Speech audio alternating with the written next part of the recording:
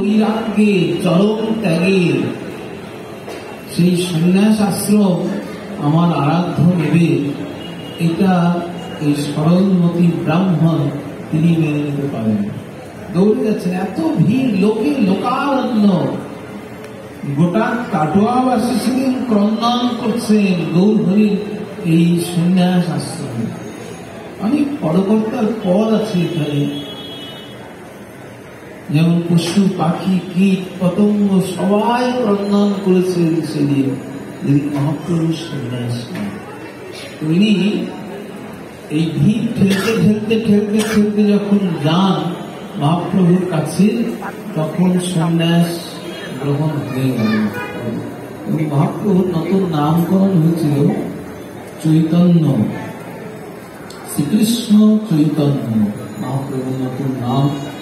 এই চৈতন্য নামটাই কানে এসছিল না, এর থেকে দিন রাত চৈতন্য চৈতন্য চৈতন্য করতে করতে সবাই এনার নামকরণ করেছিলেন চৈতন্য দাস। তিনি মহাপ্রভু সন্ন্যাসের পরে যখন পুরী ধামে যান, তো পুরী ধামে যান প্রধান উদ্দেশ্য হচ্ছে মহাপ্রভু চরণ দর্শন করবেন এবং এই আমাদের জগন্নাথ ধামে স্বয়ং জগন্নাথ দেব দর্শন করবেন। তো মহাপ্রভু এই সময় শ্রীনিবাস শ্রীনিবাস বলে আনন্দে আত্মহারা নাম, এখন জন্ম হয়নি, দেখুন আবির্ভাব হয়নি, কিন্তু মহাপ্রভু আগে নামকরণ করেছেন শ্রীনিবাস করে। এবং মহাপ্রভু যখন দক্ষিণ ভারতে যান, তখন গোপাল ভট্ট গোস্বামী সত্য এনার গৃহে মহাপ্রভু 4 মাস অবস্থান করেন। এই ছোট্ট যে গোপাল ভট্ট মহাপ্রভুর কাছে নিবেদন করেন, আমার বাবা আমার আত্মীয়দের যে ধনের ধনী করলেন, আমাকে কিছু ধন সম্পদ দেবে না? মহাপ্রভু ছোট্ট বাচ্চা, তো মহাপ্রভু কৃপা করে তখন আশীর্বাদ করেছিলেন, তুই বৃন্দাবনে যাবে, বৃন্দাবনে তোমার সাথে সাক্ষাৎ করলাম। তো এই গোপাল ভট্ট গোস্বামী পাদের কাছে মহাপ্রভু দেখলেন শ্রীনিবাস আচার্য প্রভুর জন্য নিজের বস্ত্র দিয়েছিলেন, এখন জন্মই হয়নি যে আমার ভক্ত আসবে শ্রীনিবাস, সে যখন বৃন্দাবনে আসবে আমার এই প্রসাদী বস্ত্রগুলো দিয়ে দেয়। কত পরিপাটি দেখুন সম্পদ।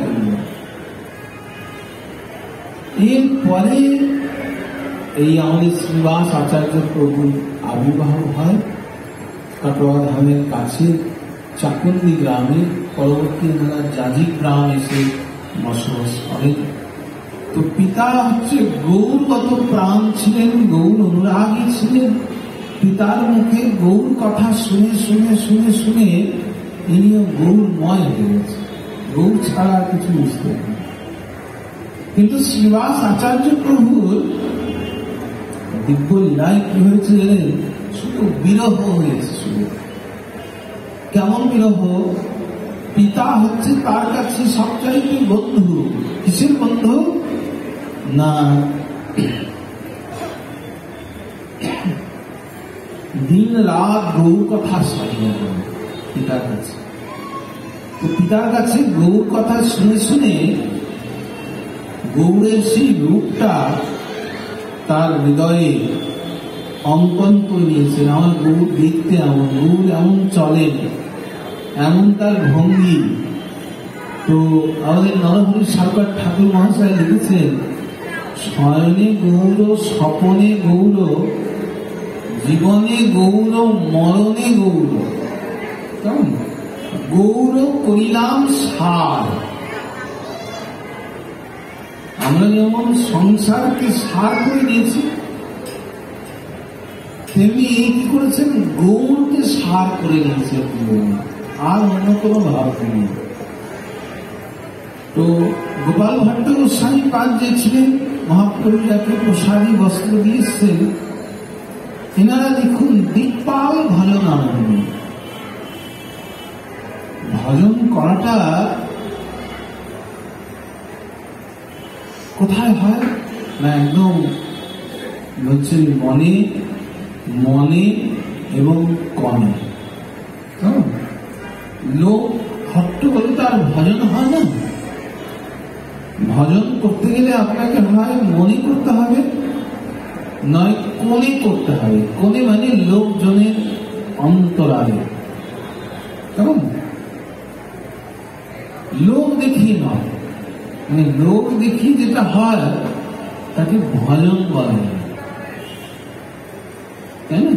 যেমন আপনার অনেক সম্পদ আছে, তো সেটাকে আপনারা সবসময় কি করেন? আমরা গোপন করি সবসময়, তাই না? সম্পদকে যত গোপন করে রাখবেন সম্পদ ভালো থাকবে, আর সম্পদকে যত খুলবেন চোর ডাকাত দস্যু সব চুরি করে নিয়ে চলে যাবে, তাই না? তা আমাদের কাছে সবচাইতে বড় সম্পদ কি না? ভজন সম্পদ। সেই সম্পদকে আমরা যত হৃদয়ে ধরে রাখতে পারবো, দেখবেন আপনি তত সুন্দর থাকবেন। এই জন্য বাইরের এত আবরণের খুব বেশি দরকার নেই। প্রয়োজন যতটুকু না করলে নয়। আমি মালা করব, তিলক করব, কিন্তু এটা যেন সর্বস্ব না হয়ে যায়। কেমন আমাদের অনেকের অভ্যেস, বাড়িতে ঘরে বসে একবারও হরিনাম জপ করি না, যেই রাস্তায় বেরোলাম অমনি মালা ঝোলা দাঁড়িয়ে জপ করছে। এটা বাড়িতে করুন বসে, কিন্তু যখন নাম করতে করতে দেখবেন নামও ময় হয়ে যাবে, একটা স্তর হবে, তখন বাইরে করুন ভেতরে করুন, তখন অসুবিধে নেই। কিন্তু প্রাথমিক দশায় যদি দৃষ্টিটা চলে যায় যে লোক দেখাতে হবে, এই দেখো আমি মালা করছি, এই দেখো আমি মালা করছি, লোক দেখাবার কিছু নেই। কারণ এখানে লোক দেখাবার কোনো নেই। তো আপনি আপনার অন্তরের সম্পদ দেখবে কি? প্রভু দেখবেন, তাই না? তো সেজন্য অন্তরকে তৈরি করতে হবে।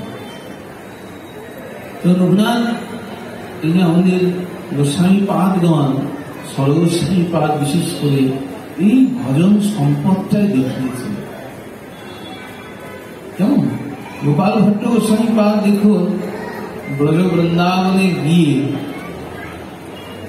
এমন ভজন করতেন, এক এক বৃক্ষ তলায় এক একদিন থাকে। উনি একটা শালগ্রাম বিগ্রহ সেবা করতেন। সেই বিগ্রহটাও কি করতেন জানেন? ওই গাছের কখনো কোটরের ভেতরে, কখনো আবার ডালি দিয়ে চাপা দিয়ে রেখে দিতেন। অন্যান্য জায়গায় দেখছেন প্রভুকে বেশ সুন্দর গহনা পরান, সেবা করেন, পোশাক পরান, তো মনে মনে ওনার খুব আক্ষেপ হয় প্রায় দিনই, আমার শালগ্রাম বিগ্রহ যদি একটা রূপ পেতাম না, তাহলে প্রভুকে একটু শৃঙ্গার করতাম, তাই না? একটু চন্দন দিয়ে শৃঙ্গার করতাম, একটু মালা পরাতাম, সুন্দর তাকে সাজাতাম। এই মনের ভাব দেখুন। এবং আপনারা জানেন যে আমার প্রভুর একটা সংকল্প হচ্ছে, যে যথা মন প্রবর্তন্তে তাং তথাইব। আপনি যে ভাব নিয়ে আপনার প্রভুকে, আমার প্রভুকে সেবা করবেন, আমার প্রভু আপনার সেই সেবা গ্রহণ করার জন্য তৈরি হয়ে আছেন। শুধু আমাদের মনে একটু সরলতা চাই, আমাদের মনের জট জটিলতা থেকে একটু উত্তীর্ণ করতে চাই, এবং একটা শুদ্ধ প্রেম চাই, আর কিছু না। আমরা যে ভাবি যে বিরাট ঐশ্বর্য লাগবে, না, এই মনের খেলা। মনে হচ্ছে সরলতা, আর আমার প্রভুর প্রতি একদম সরল বিশ্বাস, সরল। এই জন্য ভাগবতে বলছেন যে বুধ বাল ছোট্ট শিশু যেমন, সেই শিশুর মতো হয়ে যেতে হবে। দেখুন প্রভুর কৃপা আপনার জন্য অপেক্ষা করছে। আমরা অনুভব করতে পারছি না কেন? না, আমরা এত বেশি বুদ্ধি লাগাই, এত বেশি চালাকি করি, কিন্তু আমরা বুঝি না যে আমার সৃষ্টিকর্তা যে আমাকে সৃষ্টি করেছে তিনি আমার থেকে কত বেশি চালাক হতে পারেন, তাই না? তিনি আমার চাইতে কত বেশি জ্ঞানবান হতে পারেন।